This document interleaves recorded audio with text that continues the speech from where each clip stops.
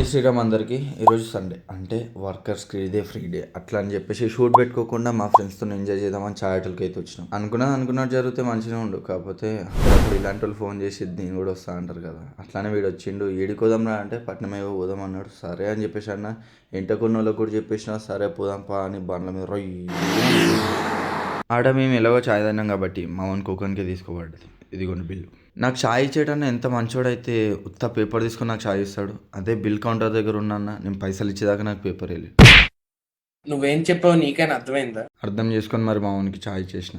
ఇక పొద్దు నుంచి చేసిన వ్లాగ్ అంతా వాయిస్ ఓవర్ ఇచ్చి దూపైంది. Thank you.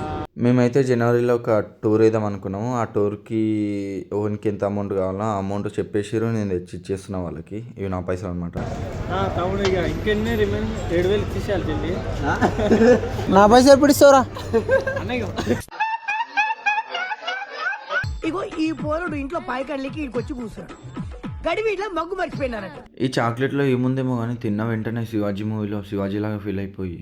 ఇండియా పెద్ద దేశం కాదు మామ, దాని సంపదలన్నింటినీ నల్ల డబ్బుగా దాచిపెట్టేశారు. అందువల్ల ఎన్ని హెచ్చుతగ్గులు చూడు. ధనవంతుడు ఇంకా ధనవంతుడు అవుతున్నాడు, పేదవాడు ఇంకా పేదవాడవుతున్నాడు. నువ్వు మాట్లాడకుండా అమెరికా వెళ్ళి శివాజీ. అందరూ అంటూ ఉంటారు దోస్తులు కలిస్తే ఎక్కువ పనికిరాని ముచ్చట్లే మాట్లాడతారని. వాళ్ళు ఎవ్వలో కానీ కరెక్టే చెప్పారు. ఒక ఫోటో దింపి క్లారిటీ నీ ఫోన్లో ఎక్కువ వస్తుందా నా ఫోన్లో ఎక్కువ వస్తుందని మరీ చెక్ చేసుకుంటున్నాం. వీడియో ఉంది అట్టపోతే ఇజ్జత్ అవుతుంది. దరిద్రుడా, ఒక్క మాట మంచిది రాదు నోట్లోంచి. అది నోరెట్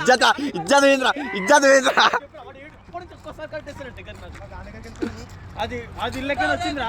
ఏం చేద్దామంటావు మరి?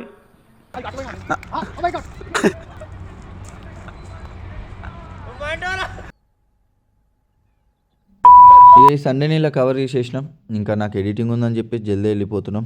ఉంటా మరి, బాయ్.